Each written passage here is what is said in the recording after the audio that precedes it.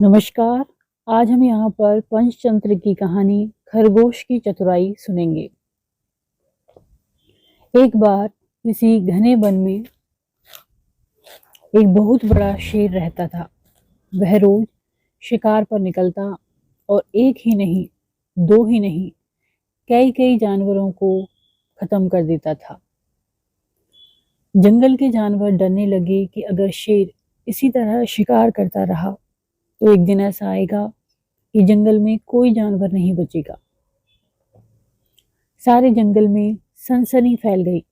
शेर को रोकने के लिए कोई ना कोई उपाय करना तो जरूरी था।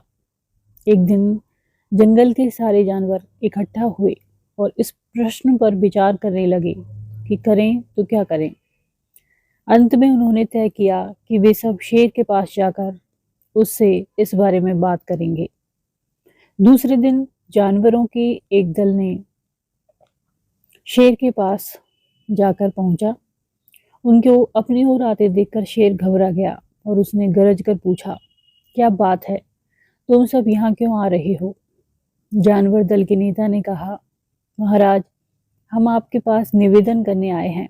आप राजा हैं और हम आपकी प्रजा। जब आप शिकार करने निकलते हैं तो बहुत सारे जानवरों को मार डालते हैं। आप उन सबको खा भी नहीं पाते हैं। इस तरह से हमारी संख्या तो कम होती ही जा रही है, लेकिन आपका शिकार भी कम होता जा रहा है। अगर ऐसा ही होता रहा तो कुछ ही दिनों में जंगल में आपके सिवाय और कोई नहीं बचेगा। प्रजा के बिना राजा भी कैसे रह सकता है? यदि हम सब मर जाएंगे तो आप भी राजा नहीं रहेंगे। हम चाहते हैं कि आप सदा हमारे राजा बने रहें। आपसे हमारी विनती है कि आप अपने घर पर ही रहा करें। हर रोज स्वयं आपके खाने के लिए एक जानवर भेज दिया करेंगे। इस तरह से राजा और प्रजा दोनों ही चैन से रह सकेंगे। शेर को लगा कि जानवरों की बात में सच्चाई है।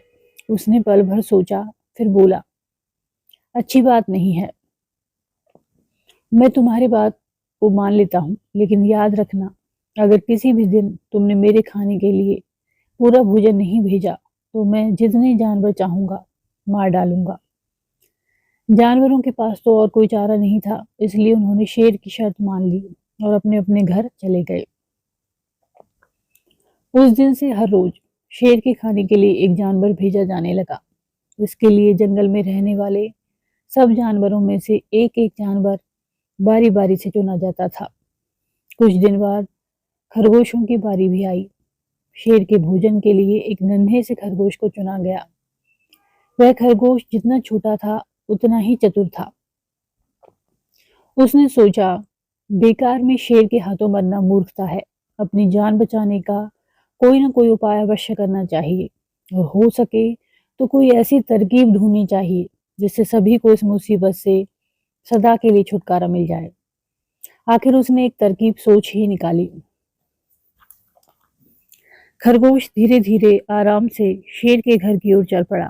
जब वह शेर के पास पहुंचा तो बहुत देर हो चुकी थी। भूख के मारे शेर का बुरा हाल हो रहा था। जब उसने सिर्फ एक छोटे से खरगोश को अपनी ओर आते देखा तो वह गुस्से से बौखला उठा और गरज कर बोला, तुम्हें किसने भेजा है? एक तो पिद्दी जैसे हो, दूसरे इतनी देर से आए हो। जिन बेवकूफों ने तुम्हें भेजा है मैं उन सबको ठीक करूंगा। एक एक का काम तमाम ना किया तो मेरा नाम भी शेर नहीं। नन्हे खरगोश ने आदर से जमीन पर झुककर कहा, महाराज, अगर आप कृपा करके मेरी बात सुन लें तो मुझे या और जानवरों को दोष नहीं देंगे। वे तो जानते थे कि एक छोटा सा खरगोश आपके भोजन के लिए पूरा नहीं पड़ेगा, इसलिए उन्होंने 6 खरगोश भेजे थे। लेकिन मुझे रास्ते में एक और शेर मिल गया। उसने 5 खरगोशों को मारकर खा लिया। यह सुनते ही शेर दहाड़ कर बोला, क्या कहा? दूसरा शेर? कौन है वह? तुमने उसे कहाँ देखा? महाराज, वह तो बहुत ही बड़ा शेर है, खरगोश ने कहा। वह जमीन के अंदर बनी एक बड़ी गुफा में से निकला था। वह तो मुझे मारने ही जा रहा था, पर मैंने उससे कहा, सरकार, आपको पता नहीं कि आपने क्या अंधेर कर दिया है। हम सब अपने महाराज के भोजन के लिए जा रहे थे, लेकिन आपने उनका सारा खाना खा लिया है। हमारे महाराज ऐसी बात सहन नहीं करेंगे। वे जरूर ही यहाँ आकर आपको मार डालेंगे। इस पर उसने पूछा, कौन है तुम्हारा राजा? मैंने जवाब दिया, हमारा राजा जंगल का सबसे बड़ा शेर है। महाराज, मेरी हंसी कहते ही वह गुस्से से लाल पीला होकर बोला, बेवकूफ, इस जंगल का राजा सिर्फ मैं हूँ। यहाँ सब जानवर मेरी प्रजा है। मैं उनके साथ जैसा चाहूँ वैसा कर सकता हूँ। जिस मूर्ख को तुम अपना राजा कहते हो, उस चोर को मेरे सामने हाजिर करो। मैं उसे बताऊंगा कि असली राजा कौन है। महाराज, इतना कहकर उस शेर ने आपको लिवाने के लिए मुझे यहाँ भेज दिया। खरगोश की बात सुनकर शेर को बड़ा गुस्सा आया और वह बार बार गरजने लगा।